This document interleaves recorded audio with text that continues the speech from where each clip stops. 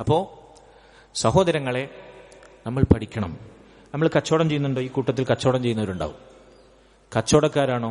നിർബന്ധമായിട്ട് അവരെ കച്ചവടത്തിൽ ബാധകമാകുന്ന ഇസ്ലാമിന്റെ നിയമങ്ങൾ പഠിക്കണം. നിർബന്ധമാണ്. ഇല്ലെങ്കിൽ അള്ളാഹു ചോദ്യം ചെയ്യും.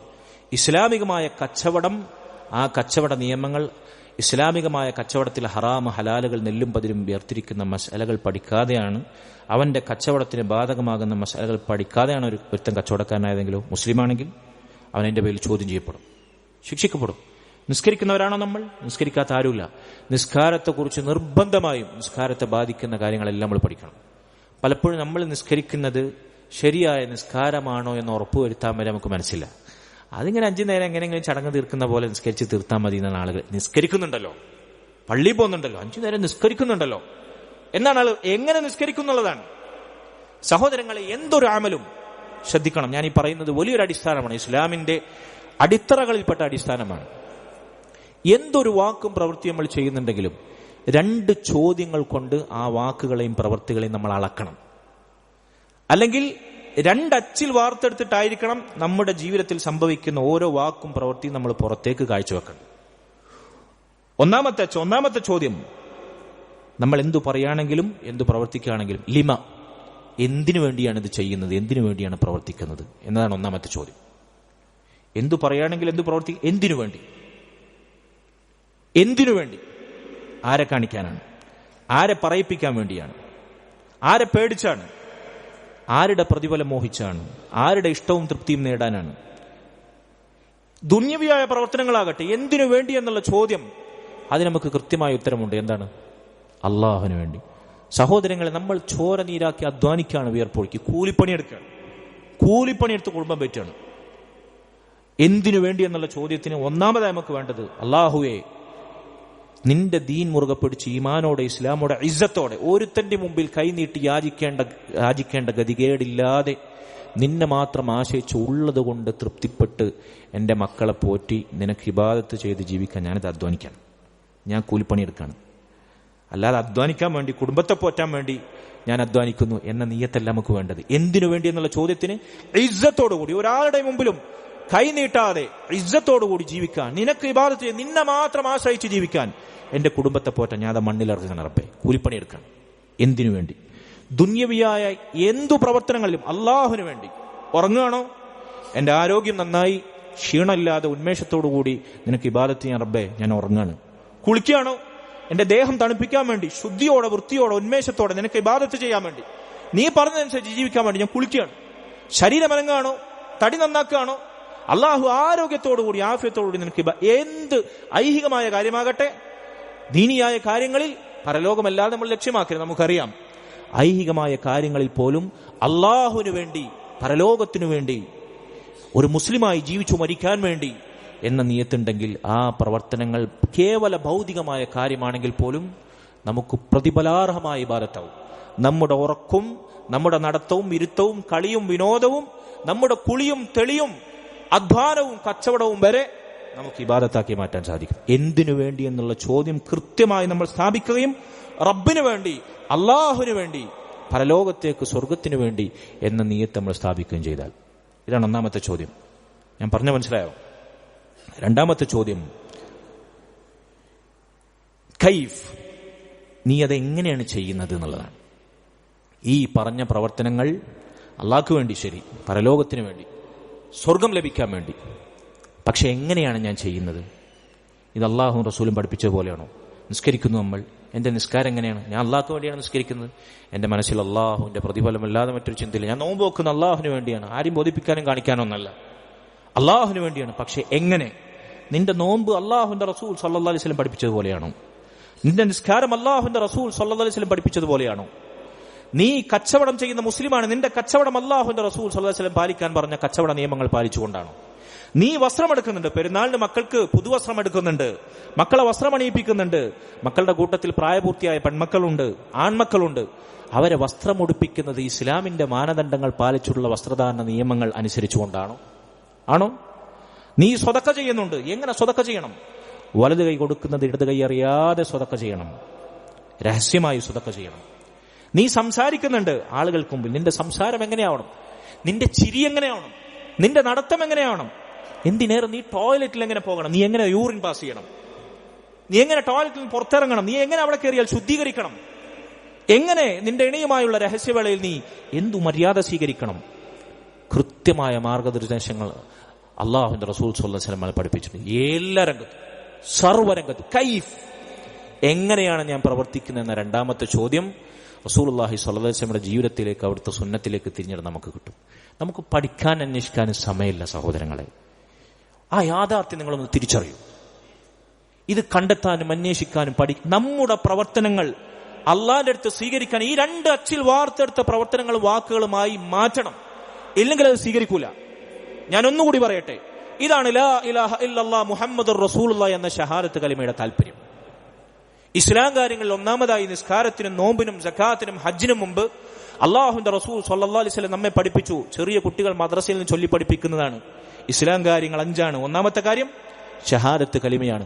അഷ്ഹദു അല്ലാ ഇലാഹ ഇല്ലല്ലാഹ്, അല്ലാഹു അല്ലാതെ ഇബാദത്തിന് അർഹനായി മറ്റാരുമില്ല, എന്റെ വാക്കും പ്രവൃത്തിയും ജീവിതവും മരണവും ലില്ലാഹി റബ്ബിൽ ആലമീൻ, അള്ളാഹുവിന് വേണ്ടി മാത്രം. എന്തിനു വേണ്ടി എന്ന ചോദ്യത്തിന് അവിടെ ഉത്തരം കണ്ടെത്താൻ പറ്റും. അഷ്ഹദു അല്ലാ ഇലാഹ ഇല്ലല്ലാഹ്. എങ്ങനെയാണ് ഞാൻ പ്രവർത്തിക്കേണ്ടത്? മുഹമ്മദുർ റസൂലുള്ളാഹ്, അള്ളാന്റെ റസൂൽ മുഹമ്മദ് സ്വല്ലല്ലാഹു അലൈഹി വസല്ലം കാണിച്ചു തന്നതുപോലെ മാത്രം. മറ്റാരെന്തു പറയട്ടെ, ദീനായി ഇവിടുത്തെ തങ്ങന്മാര് പറയട്ടെ, മൗലവിമാര് പറയട്ടെ, മൗലവിമാര് പറയട്ടെ, പ്രസംഗിക്കുന്നവർ പറയട്ടെ, ഖത്തീബുമാര് പറയട്ടെ, അതൊന്നല്ല എന്റെ വിഷയം. അള്ളാന്റെ റസൂൽ കാണിച്ചു തന്നിട്ടുണ്ടോ? റസൂലുള്ള കാണിച്ചതുപോലെ സ്വഹാബത്ത് ഉമ്മത്തിന് കൈമാറി വന്നിട്ടുണ്ടോ? തെളിവുണ്ടോ?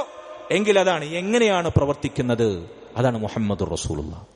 ഇലാ ഇലാഹ ഇല്ലല്ലാഹ് മുഹമ്മദുർ റസൂലുള്ളാഹ് എന്ന അച്ചിൽ വാർത്തെടുക്കാത്ത ഒരു പ്രവർത്തനവും, ഒരു നന്മയും, ഒരു വാക്കും അള്ളാഹു സ്വീകരിക്കാൻ പാടില്ല. ഒരു നോമ്പും ഒരു നിസ്കാരവും ഒന്നും ഈ രണ്ടച്ചിൽ വാർത്തെടുക്കാതെ, ഈ രണ്ട് ചോദ്യങ്ങൾക്ക് കൃത്യമായ ഉത്തരം അള്ളാഹുവിന് വേണ്ടി അള്ളാഹിന്റെ റസൂൽ കാണിച്ചു തന്നതുപോലെ ഇങ്ങനെയല്ലെങ്കിൽ ഒരു പ്രവർത്തനവും സ്വീകരിക്കാൻ പോകുന്നില്ല.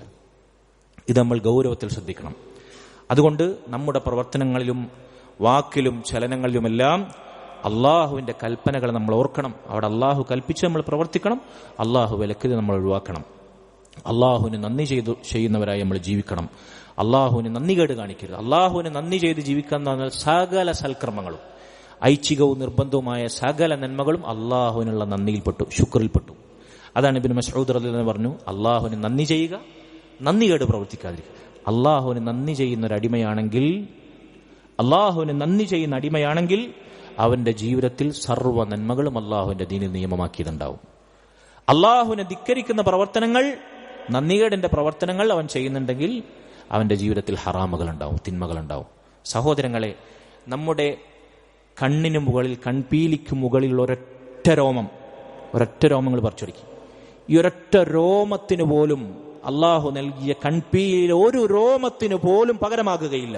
ഒരു പുരുഷായുസ് മുഴുവൻ നമ്മൾ അള്ളാഹുവിന് സുജൂദിൽ വീണാലും. ലാ ഹൗല വലാ ഖുവത ഇല്ലാ ബില്ലാഹ്. സംശയമുണ്ടോ നിങ്ങൾക്ക്? നമ്മൾ കുടിക്കുന്ന ഒരിറക്ക് പാനജലത്തിന് പകരമാകുകയില്ല. നമ്മൾ ഒരു സെക്കൻഡ് നേരം ശ്വസിക്കുന്ന ശ്വാസവായുവിന് പകരമാകുകയില്ല. ഒരു നേരം നമുക്ക് അള്ളാഹു അന്നമായി നൽകിയ ഭക്ഷണത്തിന് പകരമാകുകയില്ല. ആയുസ് മുഴുവൻ നീ റബ്ബിന്റെ മുമ്പിൽ സുജൂദിൽ വീണാലും നന്ദി പകരാവൂല. പിന്നെയാണോ നമ്മൾ എന്തൊക്കെയോ ചെയ്തെന്നുള്ള നമ്മുടെ വിചാരം? അതുകൊണ്ട് സഹോദരങ്ങളെ, അള്ളാഹുവിന് നന്ദിയുള്ളവരാകുക. അള്ളാഹുവിന് നന്ദി കെട്ടവരായ ഒരു രംഗത്തും, ഒരു വിഷയത്തിലും, പ്രത്യേകിച്ച് എൻ്റെ മുമ്പിലിരിക്കുന്ന രക്ഷിതാക്കളെ ഞാൻ ഓർമ്മിപ്പിക്കട്ടെ, നമ്മുടെ മക്കളെ ശ്രദ്ധിക്കുക. നമ്മുടെ മക്കളെ നമ്മൾ ശ്രദ്ധിക്കുക. നമ്മൾ താഴെ വെച്ചാൽ ഉറുമ്പരിക്കും, മേലെ വെച്ചാൽ പേനരിക്കും എന്ന് പറഞ്ഞ് പൊന്നുപോലെ നമ്മുടെ കണ്ണിൽ എണ്ണ ഒഴിച്ച് വളർത്തുന്ന നമ്മുടെ മക്കളുണ്ടല്ലോ. ഈ മക്കൾ ദുനിയാവിലും പരലോകത്തും നമുക്ക് ഉപകാരപ്പെടണമെങ്കിൽ അവർക്ക് ദീൻ പകർന്നു നൽകുക. ചെറുപ്പത്തിൽ അള്ളാഹുവിനെ കുറിച്ചുള്ള ബോധം അവരെ മനസ്സിൽ ഊട്ടിയുറപ്പിക്കുക, തൗഹീദ് പഠിപ്പിക്കുക. അവരുടെ റോൾ മോഡലായി മുസ്ലിമീങ്ങൾ സ്വന്തം നഫ്സിനേക്കാളേറെ സ്നേഹിക്കേണ്ട റസൂലുള്ളാഹി സ്വല്ലല്ലാഹു അലൈഹി വസല്ലം പഠിപ്പിച്ചു കൊടുക്കുക. അവർ കേൾക്കേണ്ട കഥകൾ സ്വഹാബത്തിന്റെയും സലഫു സ്വാലിഹീങ്ങളുടെയും ആകുക. ഈ സെലിബ്രിറ്റികളും സിനിമാ നടന്മാരും മുസ്ലിമിന്റെ പേര് വെച്ച അബ്രവാളികൾക്ക് പിന്നിൽ ഉറഞ്ഞുതുള്ളുന്നവരും അവരെ മനസ്സിൽ സ്ഥാനം പിടിക്കാൻ അവസരമില്ലാതാക്കി കൊടുക്കുക. അതിന് കാരണമാകുന്ന സർവ്വ ഉപാധികളും ഈ സ്മാർട്ട് ഫോൺ എന്ന മഹാമാരിയെ നിങ്ങൾ സൂക്ഷിക്കുക. നമ്മുടെ മക്കളെ പൊതുസമൂഹത്തിൽ ആളുകൾ ബ്രെയിൻ വാഷ് ചെയ്യുന്നതും അവരെ നശിപ്പിക്കുന്ന നിങ്ങൾ കരുതിയിരിക്കുക. വിദ്യാഭ്യാസ രംഗങ്ങളിൽ കൂടെ വരെ, സ്കൂളിൽ വരെ സിലബസായും മറ്റും അവരുടെ മസ്തിഷ്കത്തിൽ കുത്തിവെക്കുന്ന ഈ കുഫറിനെയും വേണ്ടാത്തരങ്ങളെ നിങ്ങൾ കരുതിയിരിക്കുക. നമ്മുടെ മക്കളെ മനുഷ്യത്വമില്ലാതാക്കുന്നതിൽ നമ്മൾ ശ്രദ്ധിക്കുക. നമ്മൾ ആ വിഷയത്തിൽ അറിഞ്ഞിട്ടും കണ്ടിട്ടും കേട്ടിട്ടും കൊണ്ടിട്ടും പഠിച്ചിട്ടും തിരിച്ചറിവില്ലാത്തവരാണെങ്കിൽ അൻതുമുൽ അഅലൗന ഇൻ കുൻതും മുഅ്മിനീൻ, മുഅ്മിനീങ്ങളെ, മുസ്ലിമീങ്ങളെ, നിങ്ങൾ യഥാർത്ഥ ഈമാനുള്ളവരാണെങ്കിൽ നിങ്ങളാണ് ഉന്നതർ എന്ന് പറഞ്ഞ വിശേഷണത്തിൽ നമ്മൾ എന്നോ അകന്നുപോകും. നമുക്ക് സർവ്വവും നഷ്ടപ്പെടുന്ന അവസ്ഥയുണ്ടാകും. നമ്മൾ, എന്റെ മുമ്പിലിരിക്കുന്ന രക്ഷിതാക്കൾ, കുട്ടികളുള്ളവർ, തലമുതിർന്നവർ, നിങ്ങളുടെ ജനറേഷൻ, നിങ്ങൾ പഠിക്കുന്ന കാലത്തുള്ള രംഗമല്ല ഇന്നത്തെ വിദ്യാഭ്യാസ രംഗവും, ഇന്നത്തെ കൗമാര രംഗവും, ഇന്നത്തെ കുട്ടികളുടെ ചിന്തയും പ്രവർത്തനവും ചർച്ചയും സംഭാഷണമൊന്നും. നമ്മൾ സങ്കല്പിക്കുന്നതിനപ്പുറത്താണ്. പലതും നമ്മൾ കാണുന്നു, കേൾക്കുന്നു, അറിയുന്നു. 10 മാസം നൊന്ത് പ്രസവിച്ച ഉമ്മായുടെ കഴുത്തിൽ കത്തിവെച്ച് കഴുത്തറുക്കാൻ മാത്രം മുസ്ലിം ഉമ്മത്തിലെ മക്കൾ അതപ്പതിച്ചുവെങ്കിൽ, സഹോദരങ്ങളെ, നമ്മുടെ മക്കൾക്ക് ആ രംഗത്ത് നമ്മൾ കൊടുക്കേണ്ട നിർദ്ദേശങ്ങൾ, ദീനിയായ അടിസ്ഥാന പാഠങ്ങൾ പോലും കൊടുത്തിട്ടില്ലെങ്കിൽ എന്താണ് നമ്മൾ അവരിൽ നിന്ന് പ്രതീക്ഷിക്കുന്നത്? നാളെ നമ്മൾ അശരണരായി, നമ്മൾ അവശരായി വീടിന്റെ മൂലയിൽ അവർ ചെലവിനെന്ന് ജീവിക്കുന്ന കാലഘട്ടത്തിൽ നമ്മെ പുറങ്കാല കൊണ്ട് ചവിട്ടിമെതിച്ച് കുപ്പത്തൊട്ടിയിലേക്ക് തള്ളുന്ന കാലം വിദൂരമല്ല. അവർക്ക് ദീൻ കൊടുത്താൽ, ഒരു മനുഷ്യൻ മരിച്ചു കഴിഞ്ഞാൽ അവന് ഉപകാരപ്പെടുന്ന 3 സംഗതികളെ റസൂലുള്ളാഹി സ്വല്ലല്ലാഹു അലൈഹി വസല്ലം എണ്ണിയിട്ടുള്ളൂ. 1, ഇൽമുൻ യുൻതഫഉ ബിഹി, അവൻ പഠിച്ച ദീനിന്റെ മനോഹരമായ വിജ്ഞാനങ്ങൾ. ദുനിയാവിന്റെ എന്ത് നിങ്ങൾ കൊടുത്തോ, മരിച്ചു കഴിഞ്ഞാൽ തീർന്നു. മരിക്കോളം ചിലപ്പോൾ അതിൽ വളരെ കുറച്ച് മാത്രമേ ഉപകാരപ്പെടുള്ളൂ. നമ്മൾ സ്കൂളിൽ നിന്ന് പഠിക്കുന്ന വിഷയങ്ങൾ ദുനിയാവിൽ തന്നെ ഉപകാരപ്പെടുന്നത് വളരെ റയർ രംഗങ്ങളിലാണ്. നമുക്ക് എല്ലാവർക്കും അറിയാം. മരിച്ചു കഴിഞ്ഞാൽ അതിന് യാതൊരു ഉപകാരവുമില്ല. നമ്മുടെ ഖബറിലേക്കും പരലോകത്തേക്കും അതിന് യാതൊരു സംശയവുമില്ല. ദുനിയാവിലും മരിച്ചു കഴിഞ്ഞാൽ ഖബറിലേക്കും പരലോകത്തേക്കും സ്വർഗത്തിൽ നമ്മെ എത്തിക്കുന്നത് വരെ നമുക്ക് ഉപകാരമുള്ള ദീനിന്റെ വിജ്ഞാനമാണ്. അള്ളാഹിനെ കുറിച്ചും അവന്റെ റസൂലിനെ കുറിച്ചും അവന്റെ ദീനിനെ കുറിച്ചുള്ള അറിവാണ്. ഇതാണ് മരിച്ചാൽ ഉപകാരപ്പെടുന്ന ഒന്നാമത്തെ കാര്യം. രണ്ടാമത്തെ കാര്യം, വലദുൻ സ്വാലിഹുൻ യദ്ഉ ലഹ്, മരിച്ചു കഴിഞ്ഞാൽ മരിച്ച മാതാപിതാക്കൾക്ക് വേണ്ടി ദുആ ചെയ്യുന്ന സ്വാലിഹായ സന്താനം. ഇങ്ങനെയുള്ള മക്കളെ ഉപേക്ഷിച്ചിട്ട് മരിക്കാനാണ് നമ്മൾ ആഗ്രഹിക്കുന്നത്? ഇങ്ങനെ വളർത്തിയാൽ മതി നമ്മളെ മക്കളെ? ദീനിന്റെ അടിസ്ഥാന പാഠങ്ങൾ പോലും കേൾപ്പിക്കാതെ, പഠിക്കാതെ, പകർന്നു നൽകാതെ, അതിനുള്ള അവസരം ഉണ്ടാക്കാതെ. എന്നാൽ നമ്മൾ ചെയ്തു കൊടുക്കുന്നതൊക്കെ അതിനെ എല്ലാം നശിപ്പിക്കുന്ന സർവ്വ തിന്മകൾക്കുള്ള അവസരം അവരുടെ വിരൽ തുമ്പിൽ ഒരുക്കി കൊടുക്കണം. ഒന്നും കൊടുക്കണ്ടങ്ങൾ, ഈ സാധനം അവർക്ക് വാങ്ങിക്കൊടുത്താൽ മതി. ഈ സ്മാർട്ട് ഫോൺ മാസാമാസം ഇത് റീചാർജ് ചെയ്ത് കൊടുത്താലും മതി. ഇനി റീചാർജ് ചെയ്തില്ലെങ്കിലും അല്ലാത്ത സംവിധാനത്തിലൂടെ വലിച്ചിട്ട് അവർക്ക് ആസ്വദിക്കാനുള്ള എല്ലാ മാർഗങ്ങളും അവർക്കറിയാം. നമ്മളെ വിഡ്ഢികളാക്കി ഇത് ദുരുപയോഗം ചെയ്യാനുള്ള എല്ലാ മന്ത്രങ്ങളും അവർക്കറിയാം. ഈ സാധനം കൊടുത്താൽ മതി. മക്കൾ നശിക്കാൻ 1 മിനിറ്റ് വേണ്ട. ലാ ഹൗല വലാ ഖുവത ഇല്ലാ ബില്ലാഹ്. അതുകൊണ്ട് സഹോദരങ്ങളെ, നമ്മൾ മരിച്ചാൽ മരിച്ച ഉമ്മാക്കും ബാപ്പാക്കും വേണ്ടി ആത്മാർത്ഥമായി ഖൽബ് വിങ്ങി ഒന്ന് ദുആ ചെയ്യുന്ന സ്വാലിഹായ സന്താനമായി അവരെ ഉപേക്ഷിക്കാൻ നമുക്ക് ആഗ്രഹമുണ്ടോ? നമ്മുടെ നിലപാടെന്താന്ന് പരിശോധിച്ച് നോക്കി.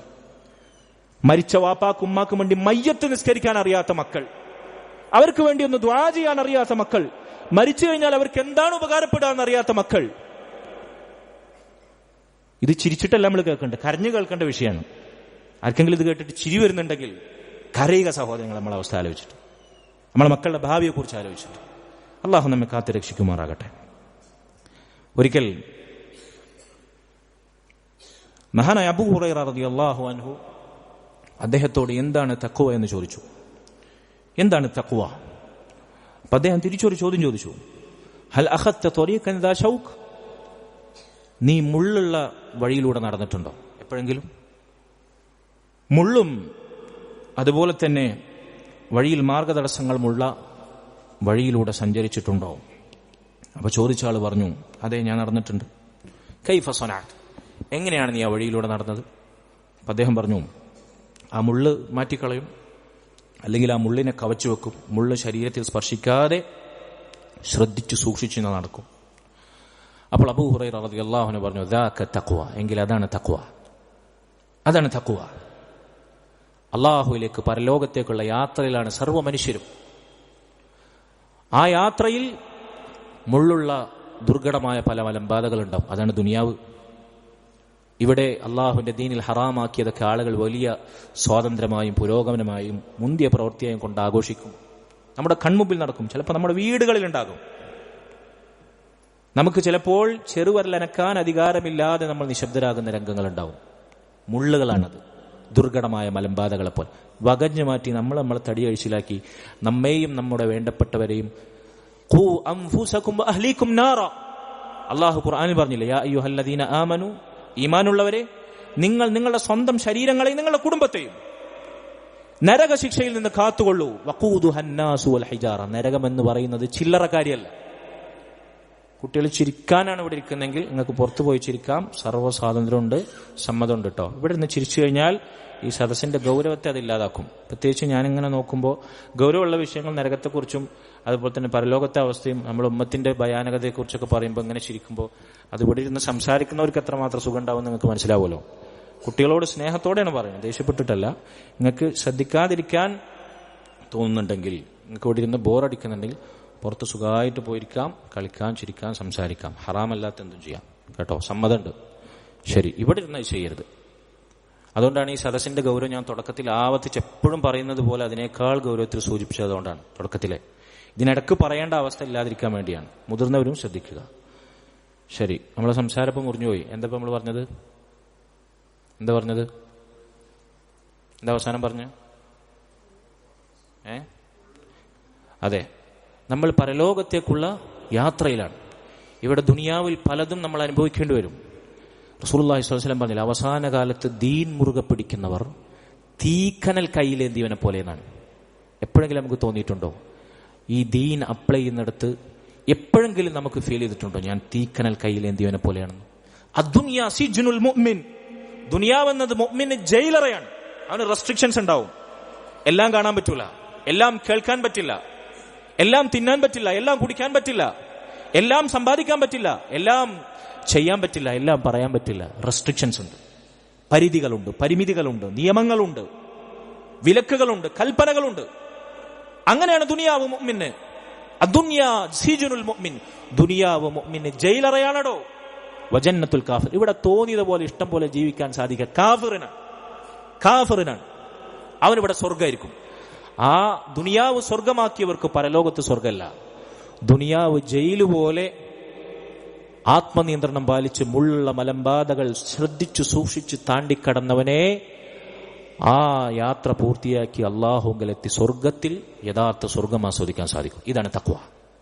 എത്ര മനോഹരമായാണ് അദ്ദേഹം അതിനെ വിശദീകരിച്ചത്.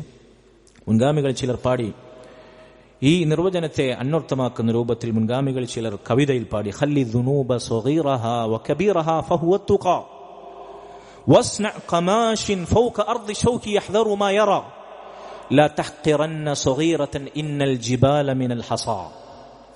എന്താണ് പറഞ്ഞത്? തിന്മയാണോ ഹറാമാണോ അല്ലാഹും അവന്റെ റസൂലും വിലക്കിയതാണോ, ചെറുതാകട്ടെ വലുതാകട്ടെ നീ ഒഴിവാക്കിയേക്കുക. അല്ല, ചില ആളുകൾ ഹറാമാണെന്ന് പറഞ്ഞാൽ, അത് കറാഹത്താണെന്ന് പറഞ്ഞാൽ, അത് ചെയ്താൽ ഒഴിവാക്കിയാൽ, അല്ല ചെയ്യാതിരുന്നു കഴിഞ്ഞാൽ, അത് പ്രവർത്തിച്ചു കഴിഞ്ഞാൽ ശിക്ഷ കിട്ടുന്നതാണോ അത് വെറും കറാഹത്താണോ?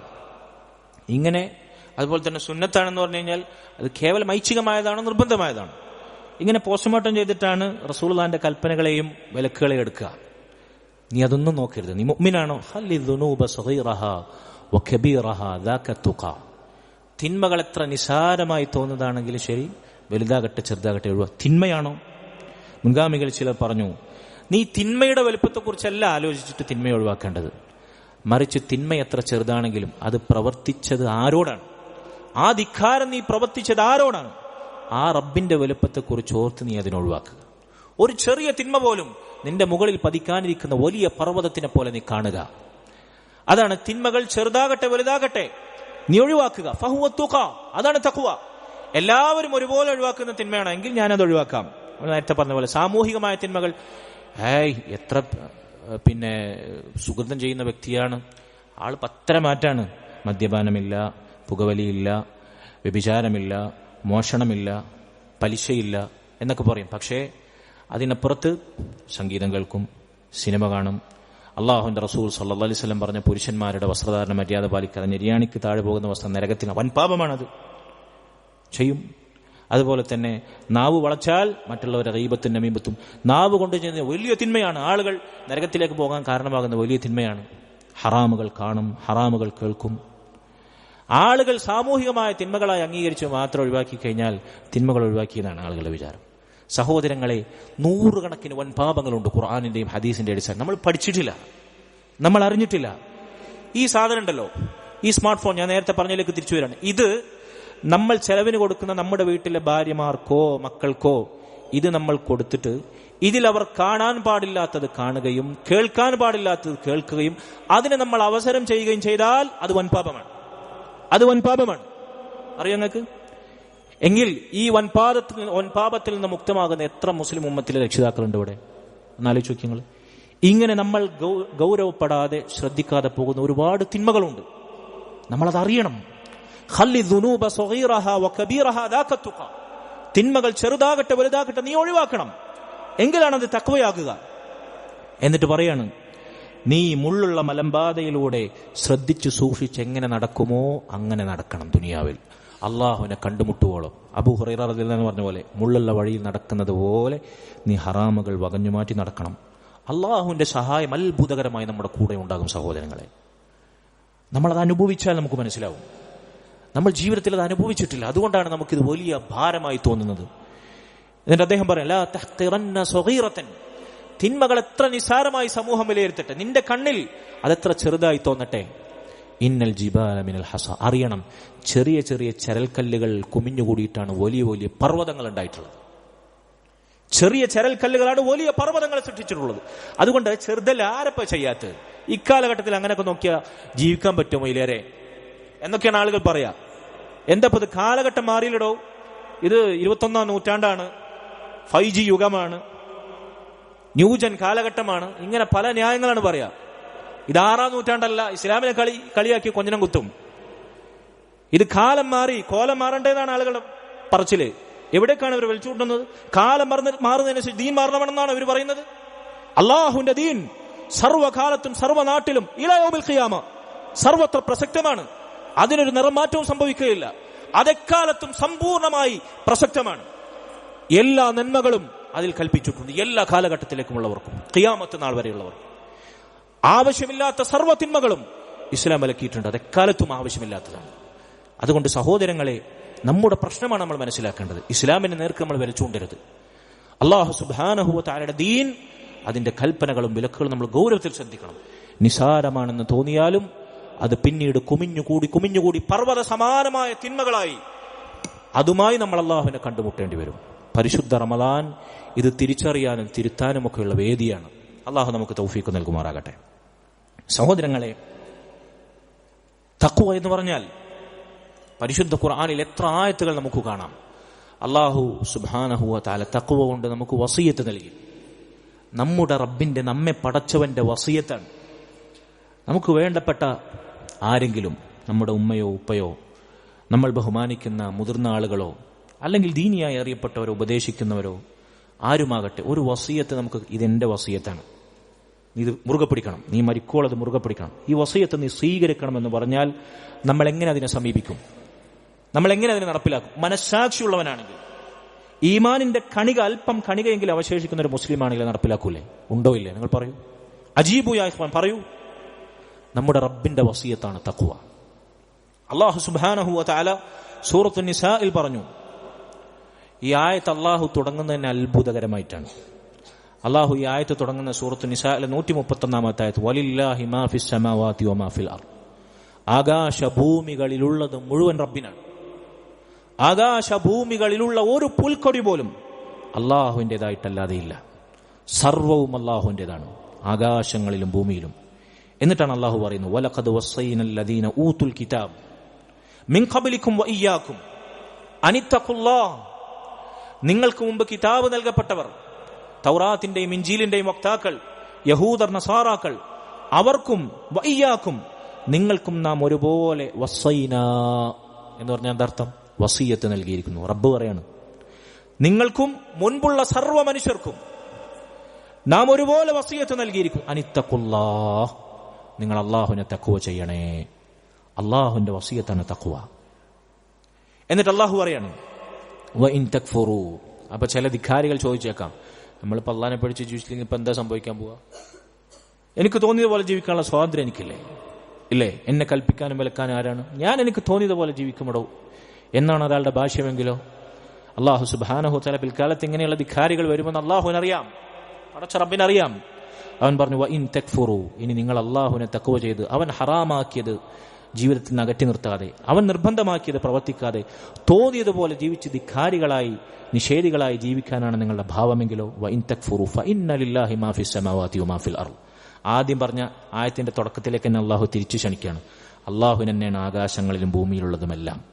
തുടക്കത്തിൽ അങ്ങനെ പറഞ്ഞത്, ആകാശ ഭൂമികളിലുള്ളതെല്ലാം അള്ളാഹുവിനാണ്. അതുകൊണ്ട് ആ റബ്ബാണ് നിങ്ങളോട് പറയുന്നത്. ആ റബ്ബിന്റെ വലുപ്പവും ഔന്നത്യവും നിങ്ങൾ മനസ്സിലാക്കണം. ഈ നാട്ടിലെ ഏതെങ്കിലും രാഷ്ട്രീയക്കാരനോ ഏതെങ്കിലും ദീനി സംഘടന നേതാവോ പറയുന്നത് പോലെയല്ല. ലോക റബ്ബാണ്, ആകാശ ഭൂമികളുടെ റബ്ബാണ്, സർവവും അവന്റേതാണ്.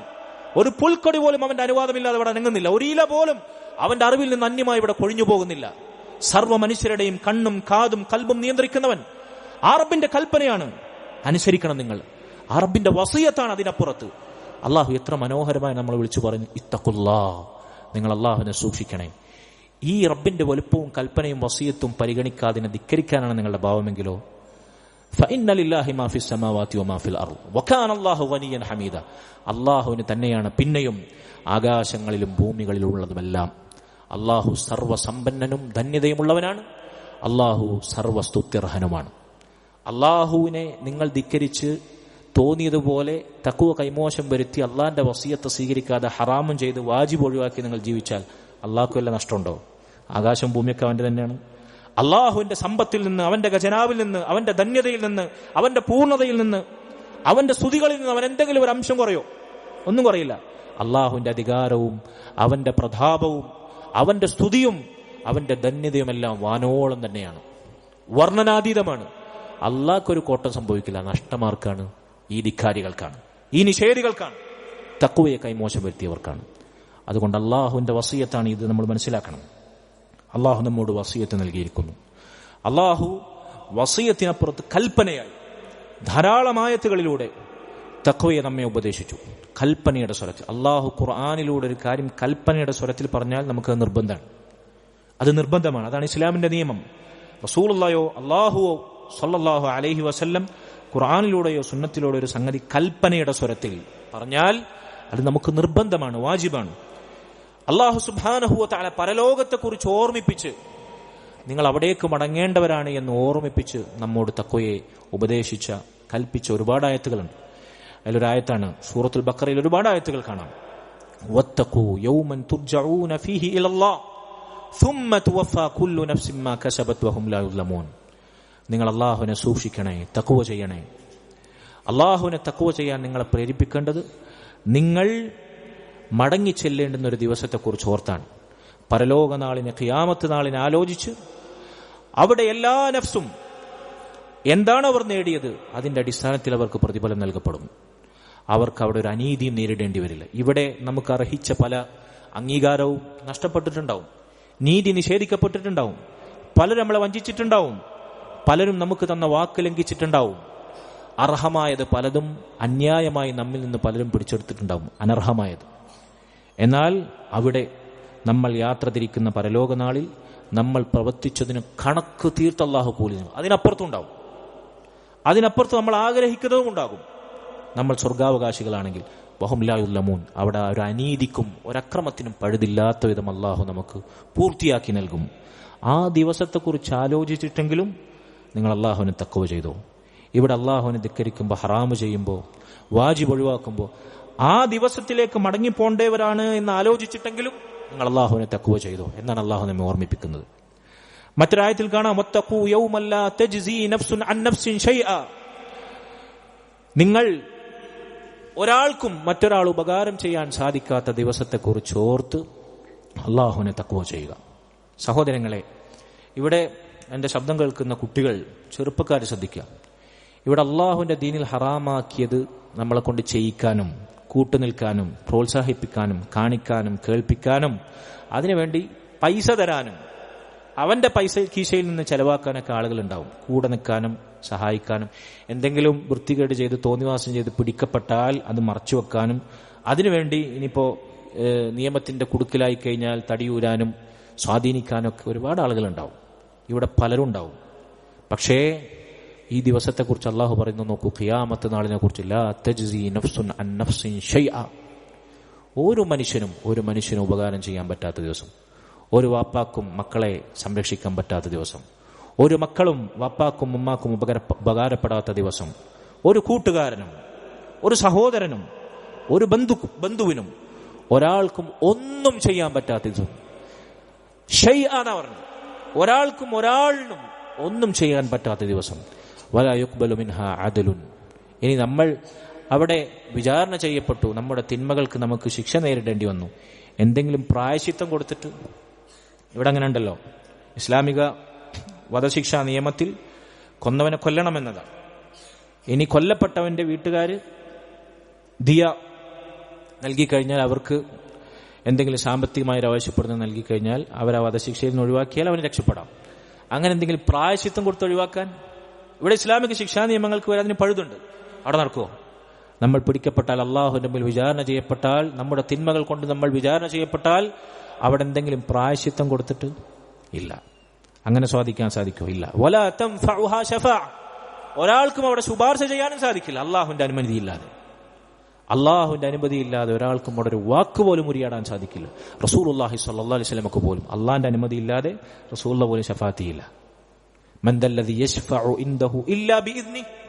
ആയത്തുൽ കുർസിയിൽ അള്ളാഹു ചോദിച്ചില്ല, ആരാണ് അള്ളാഹിന്റെ അനുമതിയില്ലാതെ അവിടെ ശുപാർശ ചെയ്യുന്നത്? ഒരാൾക്കും സാധിക്കില്ല. വലാ ഹും യുൻസറൂൻ. ഒരാളും ഒരാളെ കൊണ്ടും അവിടെ സഹായിക്കപ്പെടുകയില്ല അള്ളാഹുവിന്റെ സഹായമല്ലാതെ. തിന്മകൾ ചെയ്യുമ്പോൾ അള്ളാഹുവിനുള്ള തഖ്വ കൈമോശം വരുമ്പോൾ നമ്മൾ ആലോചിക്കേണ്ടത്, നമുക്ക് തഖ്വ കൈമുതലാക്കാൻ നമ്മെ സഹായിക്കേണ്ടത് ഈ കാര്യങ്ങളാണ്. ഖിയാമത്ത് നാൾ ഞാൻ മടക്കപ്പെട്ടാൽ എന്നെ സഹായിക്കാൻ അവിടെ ആരുമില്ല. ഒരു വാപ്പയില്ല, ഒരു ഉമ്മയില്ല, ഒരു കൂട്ടുകാരനുമില്ല, ഒരാളുമില്ല. ഒരാളും എനിക്ക് വേണ്ടി പ്രായശ്ചിത്തം നൽകി സമ്പത്തുള്ള ആസ്തി കാണിച്ചിട്ട് സ്വാധീനിക്കാനും സാധിക്കില്ല. ഒരാളെ കൊണ്ട് റെക്കമെൻഡ് ചെയ്യാനും സാധിക്കില്ല. ഒരു രാഷ്ട്രീയക്കാരനും ഒരു നേതാവും ഒരു അധികാരിയും ഇടപെടാനും പോകുന്നില്ല. അള്ളാന്റെ സഹായമല്ലാതെ, അള്ളാന്റെ കാരുണ്യത്തിന്റെ ഓശാരമല്ലാതെ അവനത് വെച്ച് നീട്ടിയാൽ അത് സ്വീകരിക്കാന്നല്ലാതെ വേറൊരു രക്ഷയുമില്ല. ഈ ദിവസത്തെക്കുറിച്ച് ഓർത്തെങ്കിലും നിങ്ങൾ അള്ളാഹുവിനെ സൂക്ഷിക്കണം, തഖ്വ ചെയ്യണം എന്ന് അള്ളാഹു പറയുന്നു. ഇങ്ങനെ യാ അയ്യുഹല്ലദീന ആമനു എന്ന് അള്ളാഹു വിളിച്ചുകൊണ്ട് ധാരാളം ആയത്തുകളുടെ തഖ്വ അള്ളാഹു നമ്മോട് കൽപ്പിക്കുന്നു. സൂറത്തുൻ നിസാഇന്റെ 1-ാമത്തെ ആയത്ത് തന്നെ തഖ്വ കൊണ്ടുള്ള കൽപ്പനയാണ്. യാ അയ്യുഹന്നാസ് ഇത്തഖൂ റബ്ബക്കും. മനുഷ്യരെ മുഴുവൻ വിളിച്ചിട്ടാ പറയുന്നത്, മനുഷ്യരെ നിങ്ങളുടെ റബ്ബിനെ നിങ്ങൾ സൂക്ഷിക്കണം. ആരാണവൻ? അല്ലദീ ഖലഖക്കും മിൻ നഫ്സിൻ വാഹിദ. ഒരൊറ്റ ശരീരത്തിൽ നിന്ന്, ആദം അലൈഹിസ്സലാത്തു വസ്സലാമിൽ നിന്ന് നിങ്ങളെ സൃഷ്ടിച്ചവൻ. വഖലഖ മിൻഹാ സൗജഹ. ആ ശരീരത്തിൽ നിന്ന്, ആദമിൽ നിന്ന് അലൈഹിസ്സലാം അദ്ദേഹത്തിന്റെ ഇണയെയും സൃഷ്ടിച്ചു. അങ്ങനെ സ്ത്രീകളും പുരുഷന്മാരായി മാനവരാശി അള്ളാഹു വ്യാപിപ്പിച്ചു. ഇങ്ങനെയുള്ള റബ്ബിനെ, നിങ്ങളെ സൃഷ്ടിച്ച റബ്ബിനെ, മനുഷ്യരെ നിങ്ങൾ സൂക്ഷിക്കുക, തഖ്വ ചെയ്യുക എന്ന് അള്ളാഹു പറയുന്നു. സഹോദരങ്ങളെ, റസൂലുള്ളാഹി സ്വല്ലല്ലാഹു അലൈഹി വസല്ലം അവിടുത്തെ സംസാരങ്ങളിൽ, അവിടുത്തെ ഖുതുബകളിൽ, ആർക്കെങ്കിലും തിരക്കുണ്ടെങ്കിൽ സമ്മതമില്ലാതെ പോകാവുന്നതാണ്. നമ്മളേതായാലും ബാങ്കിന് 10 മിനിറ്റ് മുമ്പ് നമ്മളെ ക്ലാസ് നീട്ടാൻ അനുവാദം ഉണ്ടെന്നാണ് അധികാരികൾ അറിയിച്ചിട്ടുള്ളത്. അതുവരെ നമ്മൾ സംസാരിക്കും ഇൻഷാ അല്ലാഹ്. അതുകൊണ്ടാണ് ഞാൻ തുടക്കത്തിലെ ഈ മജ്ലിസിന്റെ പ്രത്യേകത പറഞ്ഞത്. മടുക്കും, ചടക്കും, അപ്പോഴൊക്കെ നിങ്ങൾ ഈ നിയ്യത്താണ് പുതുക്കേണ്ടത്. സമാധാനം, അള്ളാഹിന്റെ കാരുണ്യം, മലക്കുകളുടെ സംരക്ഷണം, അള്ളാഹു നമ്മെക്കുറിച്ച് അവന്റെ സന്നിധിയിൽ പറയുന്ന പരാമർശം, ഇതൊക്കെ ഓർക്കുക. ക്ലോക്കിലേക്കൊക്കെ നോക്കാൻ തോന്നുന്നു നമുക്ക്. സമയം 10 മിനിറ്റ് ആകുമ്പോൾ തികച്ചും ഷാർപ്പ് 10 മിനിറ്റിന് മുമ്പ് നമ്മൾ നിർത്തും ഇൻഷാ അല്ലാഹ്. ബറക്കല്ലാഹു ഫീക്കും. ശരി, ആരുടെയും നോമ്പ് തറ നമ്മളെ സംസാരം കൊണ്ട് പിന്തൂല ഇൻഷാ അല്ലാഹ്. അതുകൊണ്ട് എല്ലാവരും ഇവിടെ ശ്രദ്ധിക്കണം. നിങ്ങളെ ശ്രദ്ധ വേണം. ഇവിടെ പ്രയാസമുള്ളവരുണ്ടെങ്കിൽ അവർക്ക് പോകാം, സമ്മതമില്ലാതിന് പുറത്ത് ഒന്നും നിങ്ങളെ കുറിച്ച് മോശമായി വിചാരിക്കില്ല. ഉള്ളവർ ശ്രദ്ധിച്ചിരിക്കണം എന്നതാണ് നമ്മൾ പറഞ്ഞത്. ബറക്കല്ലാഹു ഫീക്കും. റസൂലുള്ളാഹി സ്വല്ലല്ലാഹു അലൈഹി വസല്ലം അവിടുത്തെ ഖുതുബകൾ, അവിടുത്തെ സംസാരങ്ങൾ, എപ്പോൾ അവിടുന്ന് സംസാരിക്കുകയാണെങ്കിലും തഖ്വ കൊണ്ട് വസിയത്ത് ചെയ്യുന്ന 3 ആയത്തുകൾ അവിടുന്ന് ഓതിയിട്ടാണ് അവിടുത്തെ സംസാരം പോലും തുടങ്ങാറുണ്ടായിരുന്നു ഖുതുബത്തുൽ ഹാജയിൽ.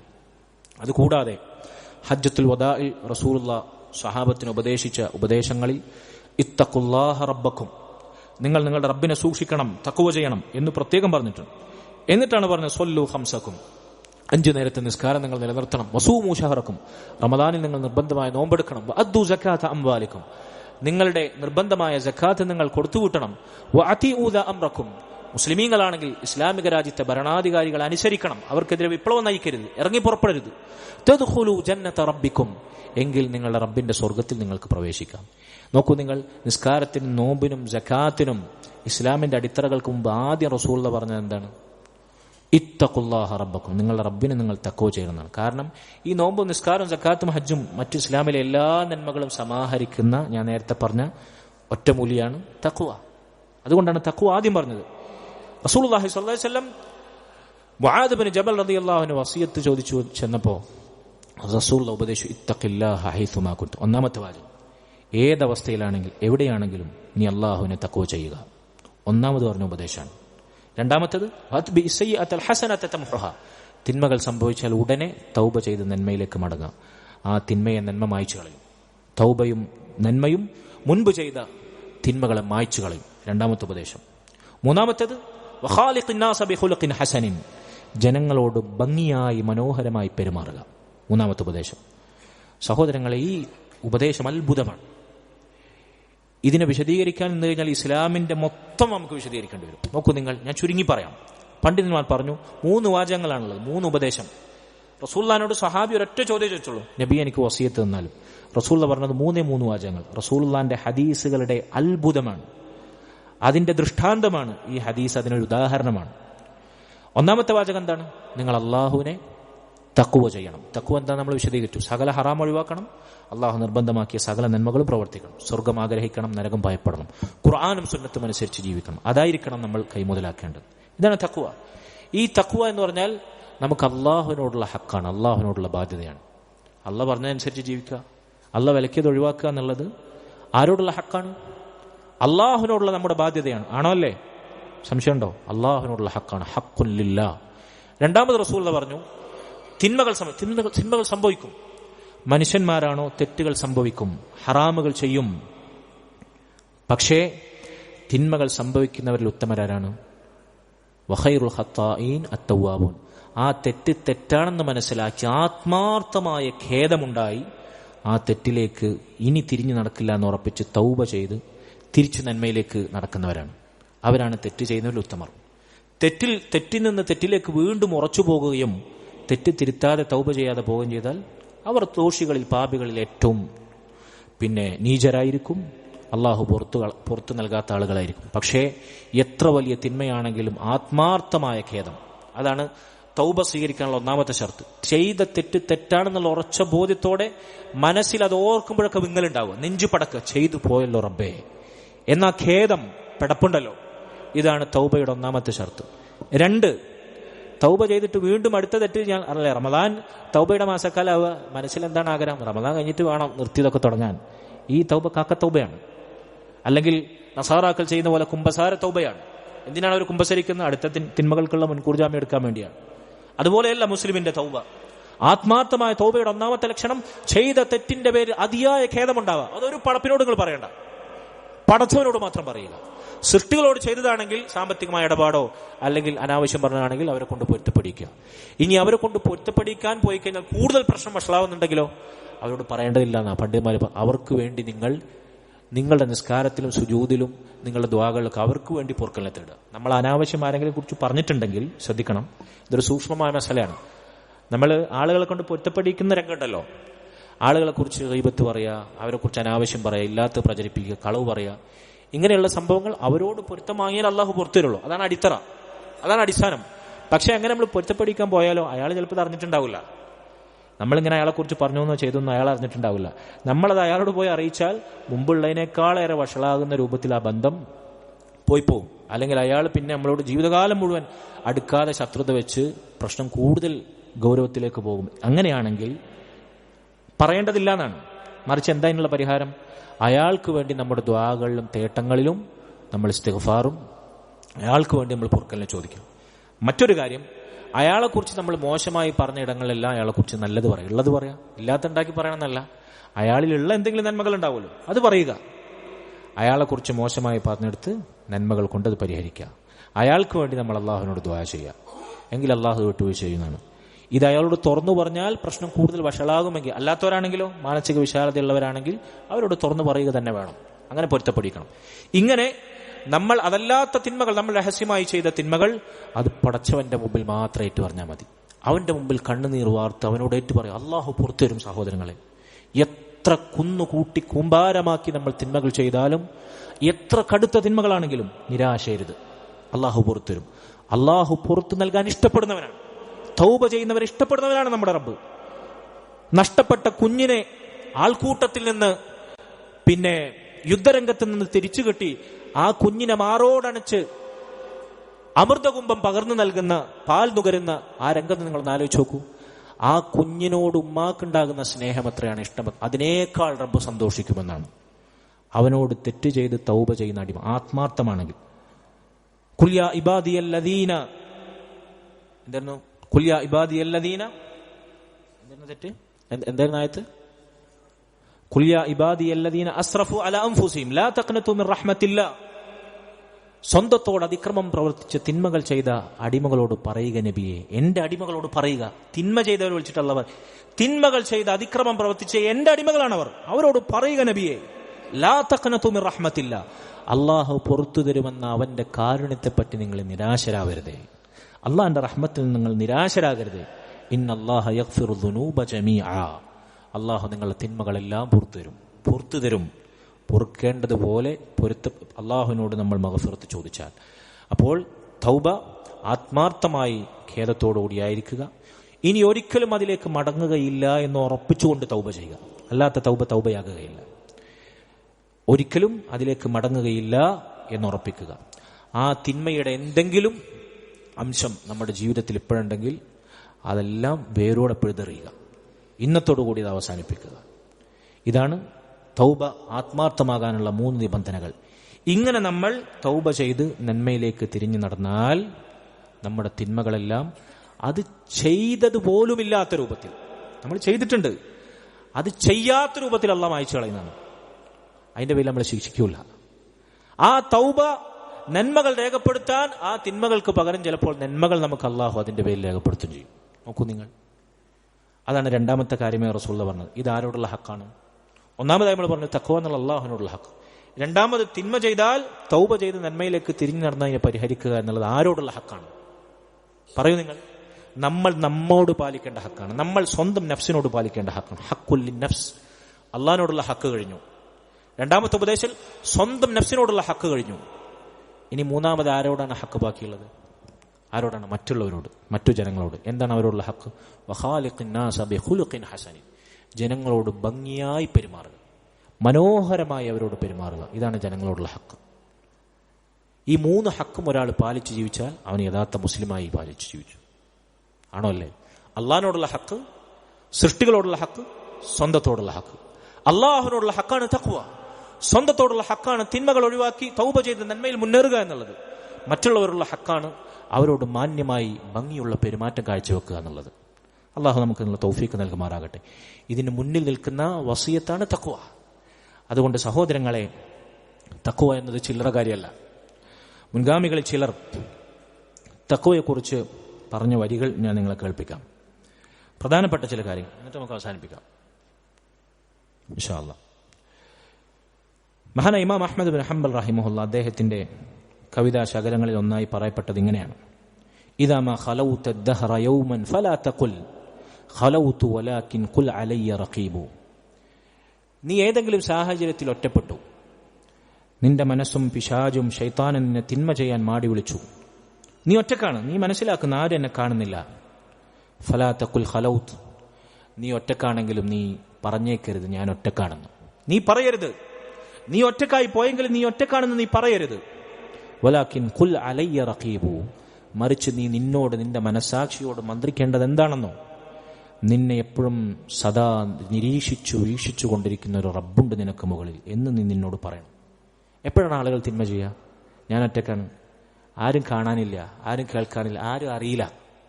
പക്ഷെ ഇന്നത്തെ കാലത്തെ മക്കൾക്ക് സുബ്ഹാനല്ലാഹ് ഒരു ഉളുപ്പില്ല. ജനസമക്ഷം, പൊതുസമൂഹത്തിൽ, പബ്ലിക്കിൽ എന്ത് വൃത്തികേട് ചെയ്യാനും മക്കൾക്കൊരു ഉളുപ്പില്ല. നിങ്ങൾ അത്ഭുതപ്പെടണം, ഇങ്ങനെ മക്കൾ ബ്രെയിൻ വാഷ്ഡ് ആയിട്ടുണ്ട്. നിങ്ങളൊക്കെ ചെറുപ്പത്തിൽ, എൻ്റെ മുമ്പിലിരിക്കുന്ന രക്ഷിതാക്കളുടെയും തലമുതിർന്നവരുടെയും ചെറുപ്പത്തിൽ നമ്മൾ 4 ആള് കാണും എന്ന് നമുക്ക് കുറച്ചിൽ തോന്നുന്ന, നമുക്ക് പബ്ലിക്കിൽ പ്രകടിപ്പിക്കാൻ ലജ്ജ തോന്നുന്ന കാര്യങ്ങൾ ഇന്ന് ഒരു ഉളുപ്പില്ലാതെ, ഒരു ലജ്ജയുമില്ലാതെ ജനമധ്യത്തിൽ ചെയ്യുന്നവരവിടെ ചെയ്യും. നിങ്ങൾ വേണമെങ്കിൽ വഴിമാറി പോയിക്കോളി എന്നുള്ള ഭാവത്തിലാണ് ഇന്നത്തെ കാലഘട്ടത്തിലെ മക്കളുടെ പ്രകടനം. അള്ളാഹു കാത്തു രക്ഷിക്കുമാറാകട്ടെ. അതുകൊണ്ട് ഒറ്റപ്പെടുകയാണെങ്കിലും തിന്മ ചെയ്യാനുള്ള പ്രേരണ അപ്പം കൂടും. നമുക്കറിയാം, പ്രത്യേകിച്ച് തിന്മകൾക്കുള്ള സംവിധാനങ്ങളെല്ലാം നമ്മുടെ കയ്യിലുണ്ടാകുന്നു, നമ്മൾ ഒറ്റപ്പെടുന്നു. അപ്പോൾ തിന്മകൾക്കുള്ള പ്രേരണ കൂടും. എങ്കിൽ പോലും നീ പറയുക, നീ ഒറ്റക്കല്ല, നിന്നെ സദാ കണ്ടുകൊണ്ടിരിക്കുന്ന റബ്ബ് നിന്റെ മുകളിലുണ്ട്. വലാ തഹ്സബന്ന അല്ലാഹ യഗ്ഫുലു സാഅതൻ, നീ വിചാരിക്കരുത് ഒരു നിമിഷ നേരം പോലും, ഒരു അര സെക്കൻഡ് നേരം പോലും ആ റബ്ബ് നിന്നെ കാണുന്നില്ല, നിന്നെ തൊട്ട് അശ്രദ്ധനാണ് എന്ന് നീ വിചാരിക്കരുതേ. വലാ അന്നമാ യുഖ്ഫാ അലൈഹി യഗീബു, നീ രഹസ്യമാക്കി ഒളിപ്പിച്ചു വെച്ചതൊക്കെ റബ്ബിന് രഹസ്യമാണ്. നീ ഒളിപ്പിച്ച് രഹസ്യമായി നിഗൂഢമായി ദുരൂഹമായി ചെയ്യുന്നതൊക്കെ റബ്ബിനും രഹസ്യമാണ് എന്ന് നീ വിചാരിക്കരുതേ.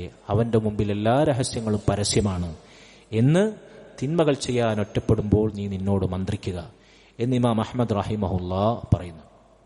ഇബ്നു സമ്മാഖ് റഹിമഹുല്ലാ അദ്ദേഹം ഒരിക്കൽ പറഞ്ഞു, യാ മുദ്മിന ദംബി അമാ തസ്തഹി വല്ലാഹു ഫിൽ ഖൽവതി സാനീക ഗറക മിൻ റബ്ബിക ഇംഹാലുഹു വസിത്രുഹു തൂല മസാവീക.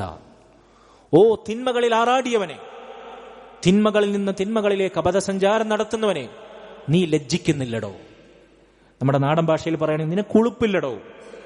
വല്ലാഹു ഫിൽ ഖൽവതി സാനീക, നീ ഒറ്റപ്പെട്ട് തിന്മകൾ ചെയ്യുമ്പോൾ രണ്ടാമനായി നിന്നോടൊപ്പം നിന്റെ റബ്ബിന്റെ സാന്നിധ്യമുണ്ട് എന്നത് നിന്നെ ലജ്ജിപ്പിക്കുന്നില്ലേ? ഗറക മിൻ റബ്ബിക ഇംഹാലുഹു, എപ്പോഴെങ്കിലും നീ ചെയ്ത തോന്നിവാസത്തിന് റബ്ബ് നിന്നെ വെറുതെ വിട്ടു എന്ന് നിനക്ക് തോന്നുന്നുണ്ടെങ്കിൽ, ഞാൻ എത്ര കാലമായി ഹറാമ് ചെയ്യുന്നു, എന്നാരും ശിക്ഷിക്കുന്നില്ലല്ലോ, എനിക്കിവിടെ ശിക്ഷ ഇറങ്ങിയിട്ടില്ലല്ലോ, എനിക്ക് വീണ്ടും വീണ്ടും തിന്മ ചെയ്യാനുള്ള അവസരം ഇങ്ങനെ നീട്ടിത്തരികയാണല്ലോ, നിന്നെ റബ്ബ് നീ ചെയ്ത തോന്നിവാസങ്ങളിൽ പിടികൂടാതെ വെറുതെ വിട്ടു എന്ന് നീ ചിന്തിക്കുകയാണെങ്കിൽ നിന്നത് വഞ്ചിച്ചു കളഞ്ഞിരിക്കുന്നു. വസിത്രുഹു തൂല മസാവീക, കാലം മുഴുവൻ അള്ളാഹു നിനക്കത് മറച്ചു വെച്ചാലും നീ ചെയ്ത തിന്മകൾ അതിന്റെ പേരിൽ നിന്നെ വഷളാക്കാതെ നീ മരിക്കുവോളം അള്ളാഹു അത് മറച്ചു പിടിച്ചാലും അത് പരസ്യപ്പെടുത്തുന്ന ഒരു രംഗമുണ്ട്. ഖിയാമത്ത് നാളിൽ നിനക്ക് വിചാരണയുണ്ട്. നിന്നെ അത് വഞ്ചിക്കാതിരിക്കട്ടെ, അള്ളാഹു നിന്നെ വെറുതെ വിട്ടു എന്നത് നിന്നെ വഞ്ചിക്കാതിരിക്കട്ടെ. അതുകൊണ്ട് തിന്മ ചെയ്യുമ്പോൾ ലജ്ജിക്കണം. ഒറ്റക്കാണെങ്കിലും രണ്ടാമനായി റബ്ബ് നമ്മോടൊപ്പമുണ്ട്. സുബ്ഹാനല്ലാഹ്. മുൻഗാമികൾ ചിലർ പറഞ്ഞു, വഇദാ മാ ഖലൗത ബിരീബത്തിൻ ഫീ ദുൽമത്തിൻ വന്നഫ്സു ദാഇയത്തുൻ ഇല തുഗ്യാനി ഫസ്തഹ്യി മിൻ നദറിൽ ഇലാഹി വഖുൽ ലഹാ ഇന്നല്ലദീ ഖലഖൽ ളലാമ യറാനി ലാ ഹൗല വലാ ഖുവത ഇല്ലാ ബില്ലാഹ്. നീ കൂരിരുട്ടത്ത് ആരും കാണാത്ത ഏകാന്തതയിൽ ഒരു ഹറാമുമായി തനിച്ചിരിക്കുകയാണ്. നിന്റെ നഫ്സ് നിന്നോട് മന്ത്രിക്കുകയാണ്, ചെയ്യൂ, ഹറാമിലേക്ക് പ്രവേശിക്കൂ, തിന്മയിലേക്ക് നടന്നു വരൂ എന്ന് നിന്റെ മനസാക്ഷിയും നിന്റെ നഫ്സും നിന്നോട് മന്ത്രിക്കുകയാണ്. ഫസ്തഹി മിൻ നദറിൽ ഇലാഹ്, നീ ലജ്ജിക്കണം, നിന്റെ റബ്ബിന്റെ നോട്ടം നിന്നിൽ പതിക്കുന്നുണ്ട് എന്ന് നീ ലജ്ജിക്കണം.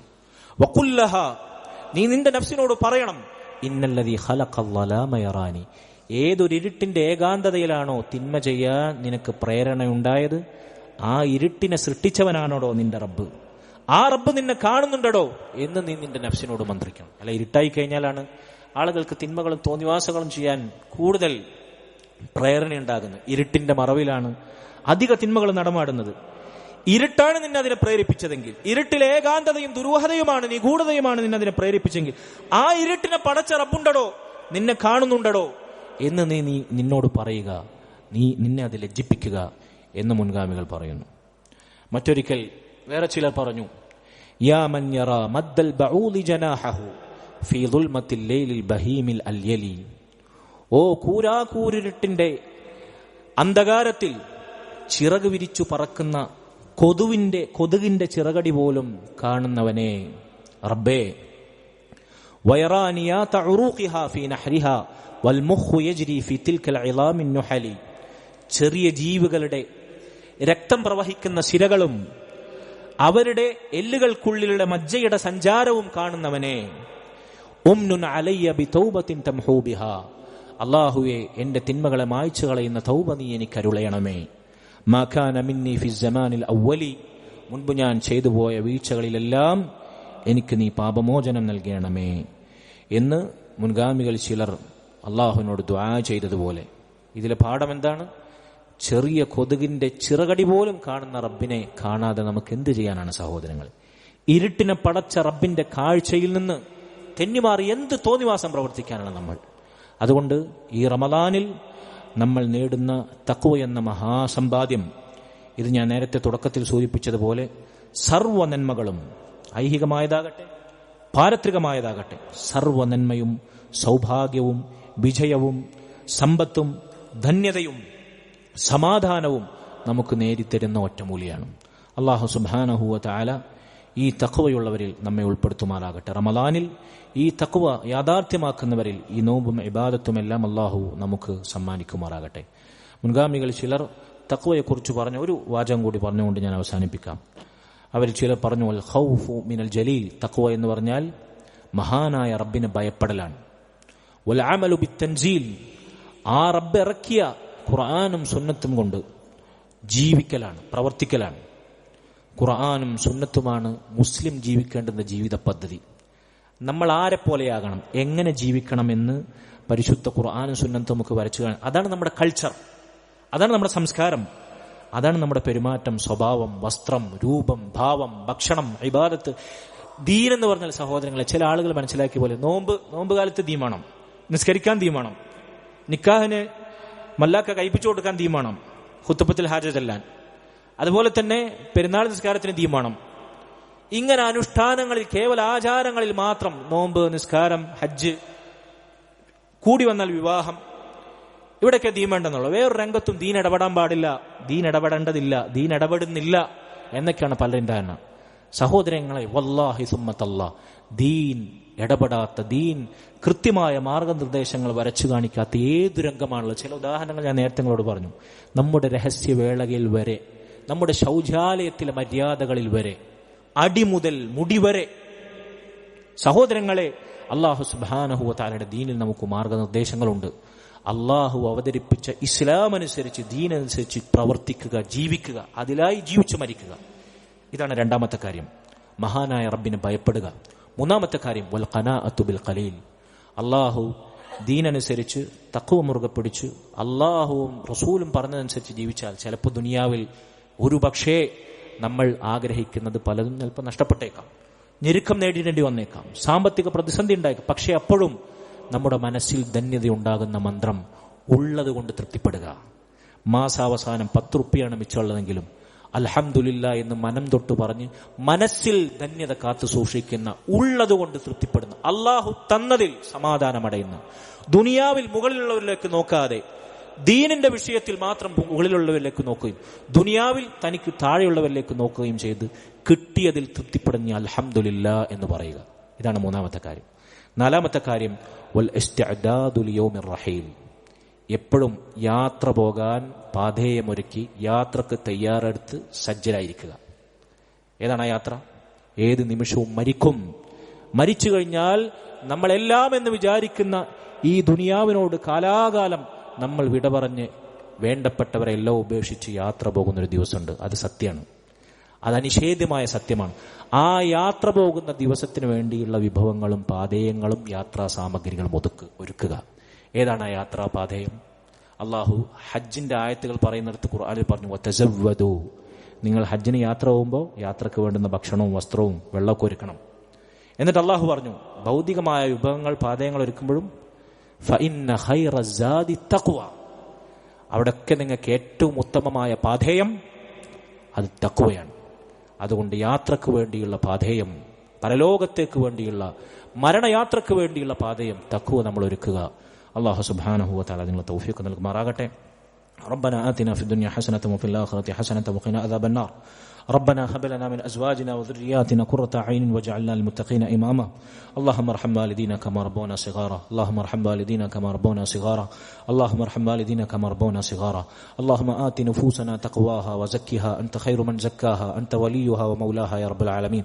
ربنا تقبل منا إنك أنت السميع العليم وتب علينا إنك أنت التواب الرحيم واغفر لنا يا غافر المذنبين وارحمنا بأنواع رحمتك يا أرحم الراحمين.